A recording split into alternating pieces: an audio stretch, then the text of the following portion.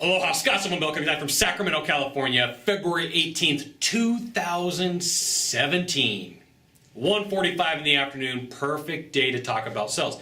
And I want to specifically talk to you about closing today and what numbers go into a closing rate. So, this was absolutely awesome. I meet with a guy 2 weeks ago, and I was helping a company hire salespeople, and I said, okay, well, tell me about your closing rate. And he tells me, he gives me like a high number. He tells me like 85%. All right, cool. There are people out there that have an 85% closing rate, but I'm a little bit skeptical because like his persona and everything about him just doesn't match up based upon my experience of 6 years of writing with salespeople and writing with closers. So we dig in and peel the onion back a little bit. And so I go like, all right, so tell me what goes into this number. Tell me what's in it and what's excluded.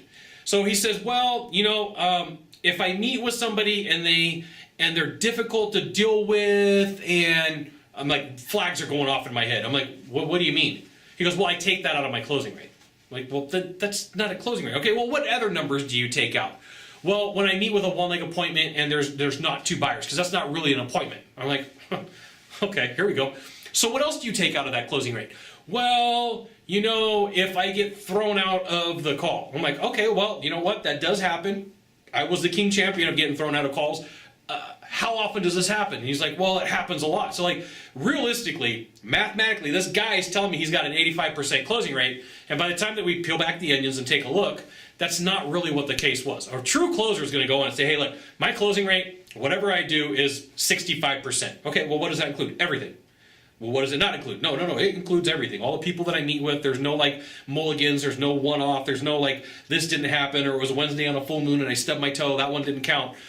A true closer is going to count every call because that's the only way that you can tell, like, did I really do my job? Did I really close? And the second that you start excluding like this group and that group, it was on a Saturday, it was on a Monday, it was on a Wednesday, it's not a real closing rate. And it really does take away from your ability to say that you're a closer. A true closer is going to count every call because they want to know, they want to put that competition to how good they are. So the outcome of the guy who came in and said, like, I take this one out, this one out, this one out, this one out, doesn't work with the people that I was helping. Let's just put it that way, okay?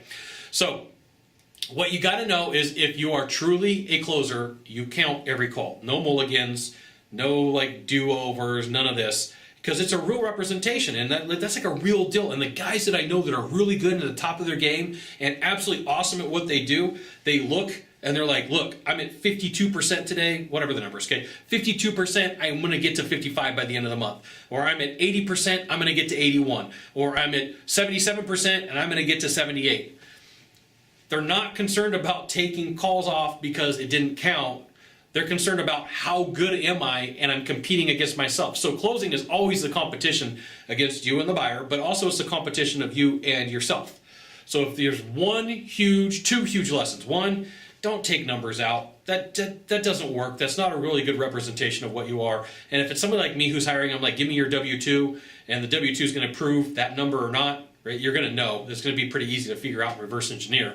And two, put that mindset to yourself that like, I'm competing against myself. I'm the best at what I do. And because I'm the best at what I do, I'm going to give you accurate numbers. There you go. Now, if you could do a small favor for me, in the box down below, leave a comment, question, or story. That'd be fantastic.